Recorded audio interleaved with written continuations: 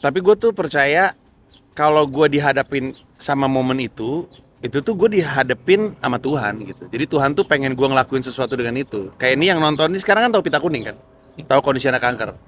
Itu tuh tahu karena Tuhan pengen mereka tahu. Sekarang pertanyaannya, setelah Tuhan kasih tahu itu, lu mau apain informasi itu? Halo, nama gue Hari. Gue penyintas kanker lidah yang sedang berusaha menjadi stand up comedian. Untuk video bareng Bang Panji, awalnya tuh targetnya 15 menit, tapi ternyata jadi 45 menitan. Dan sebagai YouTuber pemula, kayaknya bisa nih jadi 3 part. Nah, saya dibagi di 3 part. Udah amat. Jadi mohon maaf kalau ada kesalahan di video ini. Gue tahu gue bukan pewawancara yang baik. Jadi silakan menonton, inilah bagian kedua. Terus teman gue bilang, anjir si Hari ke New York jalur pita kuning gitu. Tolol sih. Kan pita kuning untuk anak-anak Anak dewasa Emang tidak. masih bocah. Nah, by the way, di antara semua yayasan kenapa pilih kanker, Bang? Iya, orang suka nanya ini dan orang kadang-kadang bertanya apakah keluarga lu pernah ada yang kanker dan segala macam. Jawabannya nggak ada. Cuman dulu tahun 2000, gue mau bilang 2006. Tahun 2006 gue lagi syuting hanya 2 program, Kenadeh sama Ngelenongnya waktu itu. Masih awal-awal loh. Iya, tahun 2006. Terus ada satu penonton bayaran di Ngelenongnya, karena gue kan dulu penonton bayaran tuh, celetukers istilahnya, yang diantara penonton terus, Celetukers. iya kerja nyeletuk itu ditanam pas skrip ini nyeletuk ya gitu. Itu tuh gue tuh dulu tuh, iya tuh gue dulu kayak gituan. Terus salah satu celetukers cewek itu tuh mahasiswi psikologi yang magang di Rumah Sakit Kanker Darmais. Sudah cerita ada satu anak kanker udah terminal. Permintaan terakhirnya ketemu gue karena dia suka banget Kenadeh. Nah, terus kan gue kan dia dengan senang hati lah, orang gue belum terkenal banget, ada bocah seneng Kenadeh karena merasa Kenadeh lucu, ya gue datang gue ke Rumah Sakit Kanker Darmais untuk pertama kali tahun 2006. Terpaparlah gue dengan anak-anak pasien kanker yang datang dari keluarga tidak mampu. Ada 2 bangsal waktu itu, apa 1 waktu itu gue masih lupa. Waktu itu belum ada BPJS ya? BPJS belum ada, adanya Jamkesmas, Jaminan Kesehatan Masyarakat. Dan Jamkesmas itu terbatas, jadi nggak semua obat itu di cover. Banyak obat Iya. harus ke Singapura, jadi dulu tuh butuh usaha untuk nyari obat-obat yang nggak di cover, terus mereka harus ke Singapura, terus nyari sumbangan untuk bisa ngirim susternya ke Singapura, gitulah, ribet banget lah. Nah, terus gue tanya kan, ini keluarga nggak mampu. Gue ketemu dokter Edi Tehuteru, dokter anak di sana. Terus gue nanya, ini datang dari keluarga nggak mampu nih, yang bayarin siapa? Ada Jamkesmas, tapi itu ada limit. Terus paling ya ini biasanya ada ibu-ibu ekspat suka arisan, ibu-ibu ekspat arisan, dan mereka suka nyumbang. Kata gue ekspat, iya, ibu-ibu orang Belanda, orang Jerman, orang Inggris, orang Amerika tuh ngumpul bareng, tapi mereka nyumbang. Terus gue di situ tuh kayak, buset, ini anak-anak Indonesia ngapain bantu bule dah? Bukannya nggak boleh, tapi Iya. orang Indonesianya kemana gitu. Gua besoknya gue siaran di Hard Rock FM Jakarta. Gue cerita soal anak-anak itu. Gue bilang gue pengen bantu deh. Produser gue bilang, oh kita bahas aja sebulan penuh di bulan Ramadan. Akhirnya gue bahas sebulan penuh tuh. Setiap minggu gue bahas soal anak-anak ini. Tapi bahasnya tuh nggak pernah dari sisi sedih, nggak pernah menjual kesedihan. Yep. Justru pengennya ngejual harapan gitu, karena waktu itu gue datang ke sana, terus gue main dengan seorang anak namanya, gue lupa namanya sekarang siapa. Terus yang rekaman gue ngobrol sama dia itu gue on airin. Rekamannya itu terdengar dia lagi ngewarnain. Terus ayo warnain gambarnya. Terus dia nanya, suaranya terdengar bilang, ini gambar apa nih? Ini gambar pohon. Kamu mau batang pohonnya warnanya apa? Aku mau batang pohonnya oranye. Oke, kita warnain oranye ya. Terus si daun-daunnya yang di atasnya mau warna apa? Warnanya ungu gitu. Langitnya warnanya apa? Warnanya biru gitu. Terus oke. Terus ada suaranya, mana biru mana gitu. Terus terdengar riangnya dia mewarnai. Usai rekaman itu gue bilang, itu tadi anak retinoblastoma, kanker mata. Jadi dia buta sebenarnya. Tapi hobinya mewarnai. Tapi secara kondisi dia bisa lihat warna. Nggak bisa, buta. Cuman dia hobinya mewarnai. Tapi dia dari lahir atau? Oh enggak. Jadi sempet tahu warna-warna. Iya. Cuman emang dia seneng aja mewarnai. Tapi kan pas orang dengar ada anak yang buta tapi hobinya mewarnai dan pengen terus mewarnai, terus kita kan bilangnya kita tuh nggak pengen nyelamatin orang, nyawa orang itu bukan urusan kita ya. Tapi kalau kita bisa bikin orang happy, kenapa enggak? Apalagi bocah gitu. Nah dari awal tuh nggak pernah ngejual kesedihan, selalu pengennya ngejual harapan supaya anak ini bisa terus mewarnai atau apapun. Nah gara-gara dibahas di situ, muncullah pendengar-pendengar gue yang meniatkan diri untuk ngumpulin sumbangan. Waktu itu galang dana, bahkan memang galang dana. Terus kekumpul, gue lupa, mungkin sekitar 30 berapa puluh juta dalam 1 bulan itu yang akhirnya disumbangin untuk anak-anak ini. Tapi di luar duit yang disumbangin dari pendengar hard rock itu, pendengar hard rocknya ada yang kemudian ngumpul untuk ngebantu anak-anak ini. Nah awalnya namanya tuh C3, Community for Children with Cancer. Awalnya, jadi komunitas basisnya. Sempat dulu ada c3friends.com. c3friends.com tuh bayangin kayak Facebook di mana semua orang tuh bisa bikin profile, tapi bedanya halamannya itu ditaruh iklan sehingga setiap activity yang terjadi di situ ningkatin nilai iklan yang ditaruh di situ. Dulu sempat seru lah pokoknya. Sampai akhirnya kami terkendala sumbangan itu agak kurang kredibel kalau atas nama pribadi. Jadi dipikir-pikir bikin yayasan aja. Akhirnya si anak-anak Sitri ini dulu waktu zamannya masih Sitri, gue bikin konser musik namanya Music Care. Music Care tuh waktu itu yang ngisi Glenn Fredly, Tompi, Malik and Essentials, Soul Vibe, Project Pop. Wah gila-gila lah, setiap bulan bikin konser amal gitu. Sendirian, gue ngerjain itu sendirian. Nggak dibantu sama siapa-siapa. Nah tapi si anak-anak relawan ini kemudian bilang, kami akhirnya memutuskan untuk bikin yayasan, Mas Panji mau jadi pembina atau enggak. Nah jadi per 2007 berdirilah Yayasan Pita Kuning Anak Indonesia. Sampai dengan hari ini.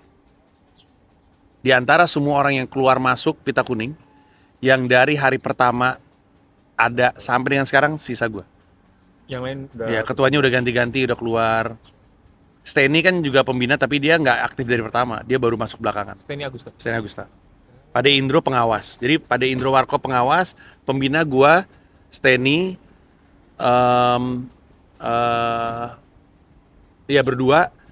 Habis itu baru ada sekarang ketuanya namanya Raka dan ada timnya.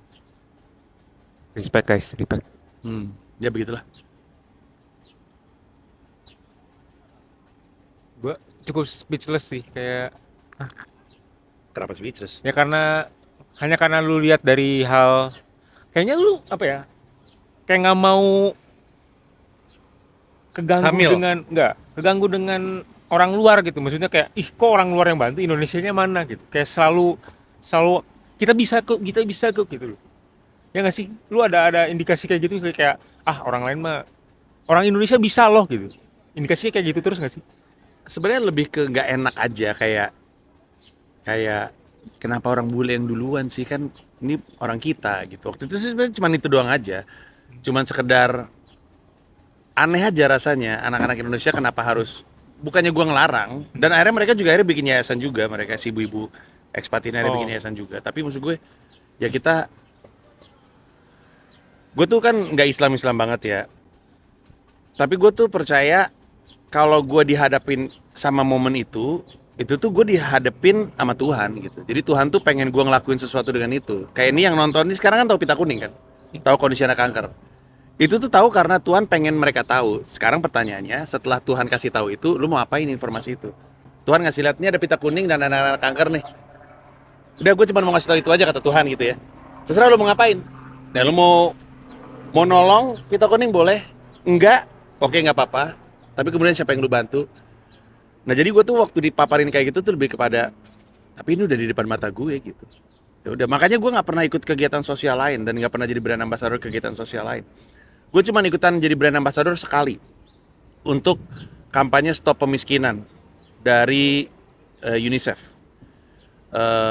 Waktu itu ada Millennium Development Goals. Jadi ada 8 faktor yang menyebabkan pemiskinan. Gue duta untuk kematian anak, tingginya kematian anak yang kita pengen turunin. Itu juga kaitannya karena gue sama Pita Kuning gitu. Jadi masih sejalan. Udah, tapi gue nggak pernah jadi brand ambassador social activity lain. Dan diajak juga, gue sih kalau misalnya ada kegiatan misalkan untuk HIV AIDS ya gue ikutan aja. Tapi kalau diajak terlibat sebagai bagian dari organisasi, Udah. gue udah punya pita kuning gitu. Gitu. Gua kira tuh pita kuning adalah cara lu untuk menjadi manusia gitu. Untuk menjadi Manusia. Kayak lu kan sembarangan tuh serap, wah gua baca. Nah, ini tuh cara netralisir nih gitu. tapi sembarangan juga sih gue di pita kuning. sama aja. Bercandanya masih sembarangan, terus kelakuannya sembarangan, sama aja sih. Tapi ke pasien nggak sembarangan kayak ke pegawai. Kalau sama ibu-ibunya sih sembarangan bercandanya. Sompral juga ibu-ibunya. Masa sih? Iya.